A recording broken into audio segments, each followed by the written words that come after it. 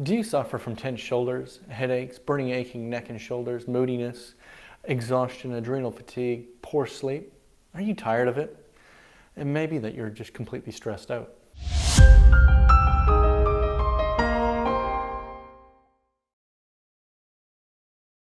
Hi, I'm Dr. Ryan, and in today's video I'm going to talk to you about stress relief and my favorite tips for stress reduction. I'm going to explain to you why your stress can have a huge impact on your health, your longevity, and your lifestyle. The advice given here, though, is of a general nature and it doesn't take into account your personal situation, so please discuss any major changes you're going to make with your healthcare provider. So the first thing you need to know is, what is stress? Stress is a neurophysiologic biochemical reaction. What does this mean? It means your brain detected a threat, your body has reacted to it through your nervous system, and it's having a physical and chemical reaction throughout your body. Please excuse the telephone. This is a completely natural event to have happen. It can be beneficial or detrimental depending on how you feel about it. So if you feel your stress is negative, it's going to affect your body negatively. So how we feel about it changes the way the body and the brain react to it. It's like if you were going to sit an exam. If you think that stress that you're feeling is going to have a negative impact on your exam, it's probably going to. But if you recognize that stress is something that's going to focus your attention and your ability to execute the correct answers to the exams at a faster pace, then you're more likely to get benefit out of it. So how we feel about the stress often changes how our body relates to it. What I've noticed, though, as a practitioner, that most people don't even know when they're stressed. So how do you know when you're stressed? Like I said, often you won't. Your spouse, your children, people around you may tell you this. It could be subtle. My kid's favorite one is, "Dad, you're a little grouchy today." So, pay attention to what feedback you're getting from your family, and also pay attention to those around you. Pay attention to your body as well. If you notice your heart rate has picked up, the faster the heart rate, the more stressed generally you are. You may have that more muscle tension, tense shoulders. They may feel like rocks all the time. Pay attention to the language you're using with your friends and people around you. I'm so busy all the time. I'm flat out. I'm rushing here, there, and everywhere. I just can't find time to fit that in. These are all signs that you're stressed out. You may just feel frazzled, exhausted, maybe a little bit emotional. You may even be at your wit's end and on the verge of a breakdown. So, stress not only affects how we feel, it affects our entire body. It has a very large biochemical physiologic response. So some of the first things that happen when you're in a stressful event, your pupils dilate and your mouth goes dry. This narrows our field of awareness, it focuses our attention, but also increases our ability to pick up more stimuli as far as threats go. But what it does is it increases our chance of having accidents. If you're stressed out, you're more likely to have an accident, whether it's walking, riding a bike, horse, car, whatever it is you do. You'll also find that your airways dilate, and this gets you breathing faster, shorter and shallower, so that you can get more oxygen down to your muscles. Now, if this was to continue, in this real short, shallow, hyper-speed breathing, you'd end up hyperventilating. But this shorter, shallower breathing's also been associated with stroke, sleep apnea, and respiratory disease. One of the other things the stress response does is it inhibits your digestion. It does this, why? Because you need to have energy for the stress response, that fight or flight. And digestion takes a lot of energy. Although it does provide energy to your body, it takes a lot of energy. In the short term, that's not a big deal, inhibiting your digestion, but in the long term, that can be really detrimental to your health. It can lead to things like irritable bowel syndrome, constipation, malabsorption of nutrients, plus many, many other things.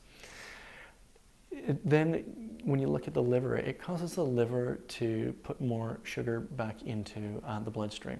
Why? Again, it's energy for those muscles, for the heart and the brain. They need to pump faster, work harder. You're going to run away or fight for your life. But most of our stress in modern time isn't life-threatening, is it? So we've got these negative effects when they last a long period of time. This builds up in things like insulin resistance, and if that's long enough, you'll probably end up with type 2 diabetes.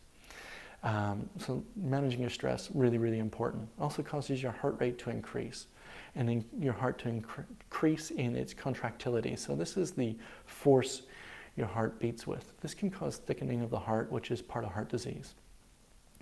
And then we notice that our blood vessels dilate to our limbs and constrict in the internal part of our body. So we get narrow constriction to our other organs, but our muscles and stuff get more blood. Why? You need to run. You need to fight. However, like I said, most of our stress in modern life is not life-threatening. So this is increased blood pressure and things like that. And again, predisposes you to heart disease. We also notice that when we're stressed, that we start to increase in our sweat secretion. This could be a great measure for yourself and whether you're noticing any stress or not. The other things we notice is to get more energy for the body shuts down a few systems, or at least decreases their function. And one of them is reproductive function. So we end up with fertility issues, low libido, menstrual cycle issues, polycystic ovarian syndrome, uterine fibroids, endometriosis. These are all really, really common when you've had a chronically stressed lifestyle. So please pay attention to your digestive function, your reproductive function. When it's not functioning the way it should, maybe this is due to stress. But it makes perfectly good sense that your body takes the energy from there. Because in the 3 to 5 minutes that you might be running away from a tiger in the way the system was designed to work, you're not liable to stop and have sex. So reproduction is not going to be the top of your mind, is it? It also increases clotting factors in your blood and increases cholesterol into your blood as well.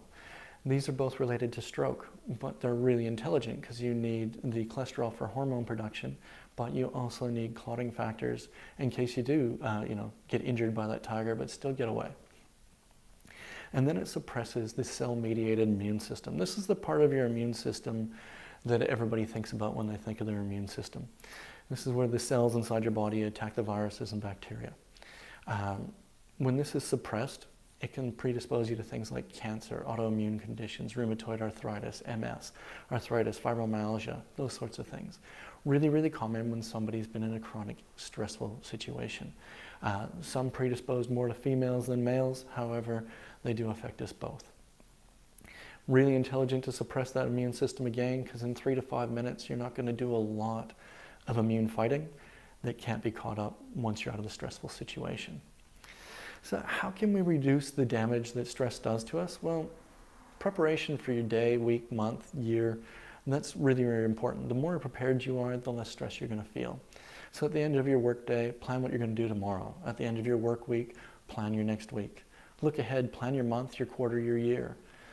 Reduce the number of decisions you have to make. That's also going to reduce the stress in your life. Live like it's Groundhog Day. And this means have a routine.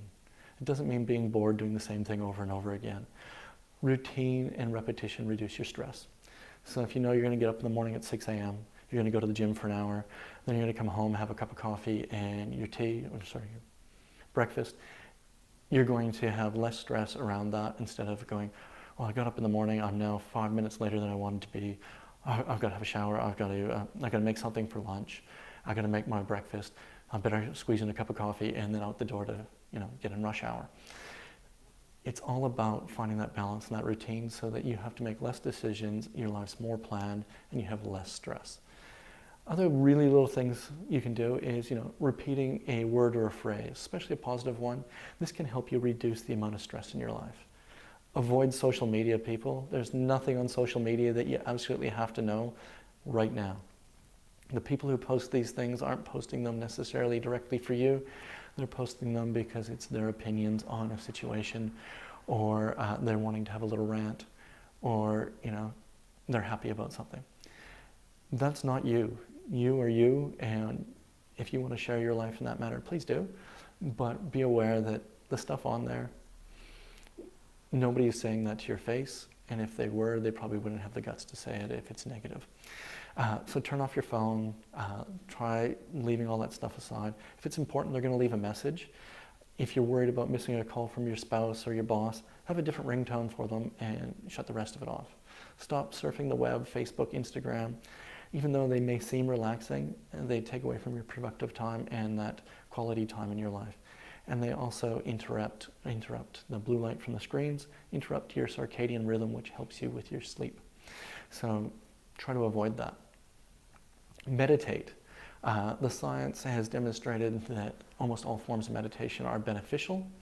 There are many ways to meditate. Most people think that haven't meditated or haven't experienced true meditation that you have to have this clear, empty mind. Meditation is simply focused thought for a period of time. There are many apps out there, so check your app store to help you meditate. They're usually guided meditation, which is a brilliant way to start, or simply start by grabbing 2 minutes on a chair and do nothing. Just sit there and try to focus on one thought. After 2 minutes, get up, smile, celebrate, because you just had 2 minutes to yourself. So keep working on it. The science also demonstrates that stretching, yoga, progressive muscle relaxation is beneficial as well. So proper stretching, it often unlocks that fight or flight posture. So if we can stretch to get ourselves back into this really healthy posture, that's ideal. You combine this with slow, deep breathing, and it can help shift the hormonal changes that go along with the stress response back to the proper direction. Eat a healthy diet. Food's your fuel, and productivity goes up and stress goes down when you're eating healthy. If you think you need to snack, make sure you got healthy snacks around. Other things you can do, you can try journaling. Write down what stresses you out. This allows time for reflection on it. It keeps you from having angry outbursts, maybe at the people that are causing your stress. But it also may help you develop an action plan to reduce the stress around whatever it is that's stressing you out. Learn to delegate. For myself, this was one of the biggest things to reduce my stress. One of my early mentors said, make a list of everything you got to do. Every single little job, no matter how tedious. Go through that list, put an A beside only the ones that you can do. Put a B beside the ones where somebody else can do, but they're going to need some guidance from you, and put a C beside the ones anybody else can do. I did that, I went through it, and I reduced my workload probably by 70%.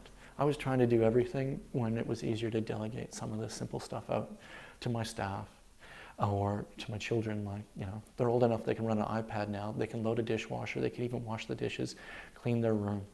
And stools are a great investment because my kids are short and my benches are tall. So they can get up there and they can wash the dishes or at least give a hand drying the dishes. A great night's sleep is also key to stress reduction. So form a sleep routine. Go to bed at the same time, try to wake up at the same time. Reduce your amount of blue light exposure. As I said, that light breaks up your circadian rhythm. In the evenings, use lamps instead of the ceiling lights. Remove TVs, tablets, phones, smart devices from the bedroom. You might even want to shut off your Wi-Fi in your house. Some of the newer science is saying that electromagnetic radiation through your house can have really negative health impacts. So, put a timer on your modem. It's pretty simple stuff. If you must use your devices at night, set up a night mode on them. There's a great little program, I use it on my Mac, called F-Lux, which shifts the screen color from a white light to a red light at the background. So it's easier on the eyes and has less effect on the circadian rhythm.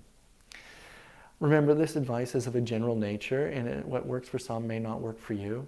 So keep searching till you find the best way to reduce the stresses in your life. If you're having problems getting the stress out of your life, please contact your health professionals and get some professional help with it, because getting it out of your life is going to reduce your chance of dying from some of those top 10 causes of death in the world. Thanks for listening, guys, and we will catch you really soon. Have a great day.